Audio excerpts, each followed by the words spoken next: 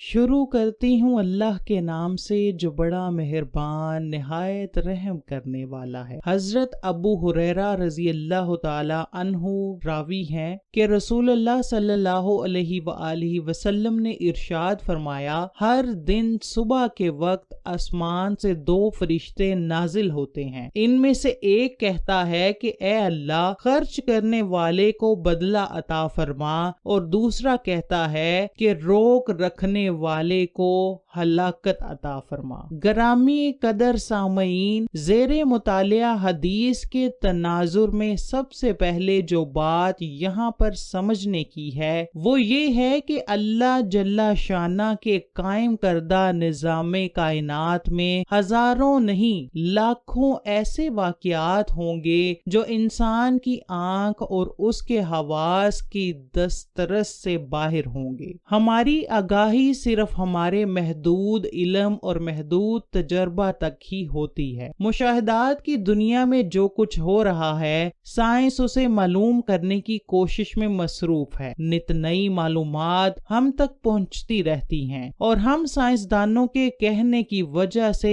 انہیں ماننے پر مجبور ہیں۔ انکار کرنے کی کوئی وجہ نہیں، بینا اسی لیے روحانی یا باطنی نظام میں بھی بہت کچھ وقوع پذیر ہو رہا ہے جہاں عام انسان کی آنکھ کی رسائی ممکن نہیں۔ انبیاء علیہ السلام اس نظام کی باریکیوں سے خوب واقفیت رکھتے ہیں اور ان کی طاقتور صلاحیتیں ان کا ادراک کر لیتی ہیں، اور وہ گاہے بگاہے ان سے پردہ اٹھاتے رہتے ہیں۔ عقل اور ایمان دونوں کا تقاضا یہ ہے کہ جو کچھ انبیاء علیہ السلام کی زبانی ہمیں معلوم ہو، ہم اس کے سامنے سر تسلیم خم کر دیں کہ یہاں بھی انکار کی کوئی وجہ نہیں ہے، کہ ان کا فرمایا ہوا سچ کے سوا کچھ نہیں۔ اس حدیث میں امام الانبیاء صلی اللہ علیہ وآلہ وسلم نے ایک دن کے اندر ہونے والے غیبی واقعات میں سے صرف ایک واقعہ کا تذکرہ فرمایا ہے کہ ہر دن کی صبح کو 2 فرشتے آسمان سے اترتے ہیں اور 2 باتیں کہتے ہیں، یا یوں کہیے کہ وہ 2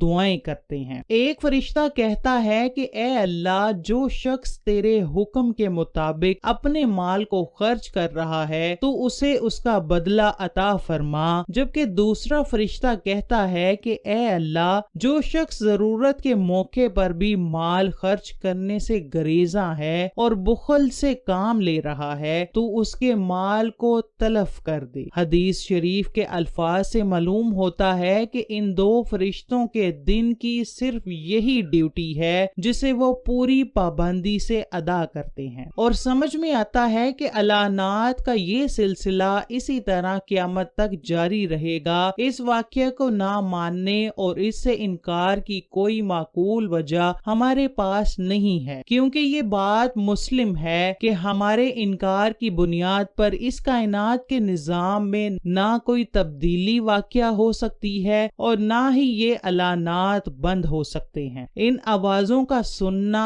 اگر ہمارے مفاد میں ہوتا یا ہم ان کے سننے کی استطاعت رکھتے تو اللہ تعالیٰ ضرور ہمیں سنوا دیتا۔ ارشاد گرامی ہے کہ صادق و مصدوق صلی اللہ علیہ وآلہ وسلم اس لیے مانے بغیر کوئی چارہ نہیں۔ حضرات گرامی، اب آئیے ان اعلانات کی معنویت پر غور کرتے ہیں۔ فرشتہ جس شخص کو بدلہ دیے جانے کی دعا کرتا ہے وہ حدیث پاک کے الفاظ کے مطابق منفق ہے۔ منفق کا لفظ انفاق سے نکلا ہے، جس کا شرعی اصطلاح میں مفہوم یوں ہے: طیب اور حلال مال کو نیکی کی راہوں اور مباح امور میں صرف کرنا۔ اس مفہوم کے اعتبار سے منفق وہ شخص ہے جو اپنے طیب اور حلال مال سے اللہ کے حکم کے مطابق طاعات اور نیکی کی راہوں میں خرچ کرے۔ کرے, بلا ضرورت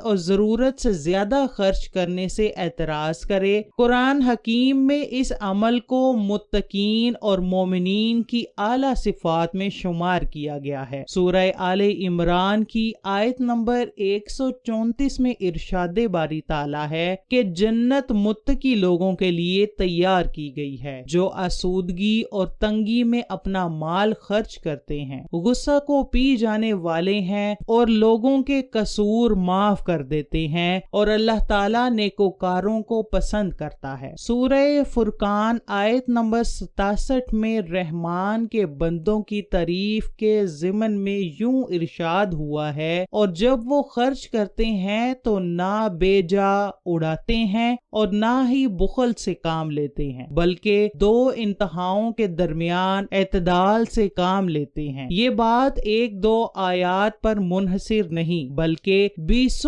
آیات میں اللہ کے دیے ہوئے مال سے اس کی راہ میں خرچ کرنے کی ترغیب بھی دی گئی ہے اور اس کی توصیف بھی کی گئی ہے, اس لیے کہ اس کی ضرورت مندوں, محتاجوں اور مفلسوں کی ضروریات کا سد باب ہوتا ہے. امیر اور غریب کے درمیان کے فاصلے کم ہوتے ہیں اور وہ لوگ ایسے شخص کے لیے دعا گو رہتے ہیں. اس پس منظر میں فرشتوں کی نمائندگی کے لیے ہر صبح کو ایک فرشتہ اترتا ہے اور اس خوش قسمت انسان کے حق میں دعا کرتا ہے کہ اللہ تعالیٰ, جو شخص تیرے دیے ہوئے مال سے مستحق لوگوں کی ضروریات پوری کر رہا ہے, تو اپنی مہربانی سے اس کے بدلے میں اسے اور مال عطا کر تاکہ اسے کمی کا احساس نہ ہو اور وہ یوں ہی اس کار خیر میں آگے بڑھتا رہے. یہ دعا دراصل اس کی فیاضی اور سخاوت کی قدردانی کے طور پر ہے. قرآن حکیم میں ہے کہ جو کچھ بھی تم اللہ کی راہ میں خرچ کرتے ہو اللہ اس کے بدلے میں تمہیں اور دے گا. اس کے برعکس جو شخص اللہ کے دیے ہوئے مال کو روک کر بیٹھا ہے اور اس کا دل نہیں پسیجتا کہ وہ اشد ضرورت کے وقت اپنی مغفل تجوری کو کھول کر ضرورت مندوں کا حق ادا کرے, بلکہ اسے سینت کر رکھتا چلا جا رہا ہے اور اپنے تئیں سمجھ بیٹھا ہے کہ یہ مال یوں ہی سدا رہے گا اور کبھی زوال پذیر نہ ہوگا, وہ بھلا اس دعا کا کس طرح مستحق قرار پا سکتا ہے. اسی لیے رسول اللہ صلی اللہ علیہ وآلہ وسلم نے فرمایا کہ ایک دوسرا فرشتہ اس کے لیے بد دعا کرتا ہے کہ اے اللہ, جو شخص اس قدر خود غرض بن کر رہ گیا ہے کہ اپنے مال کو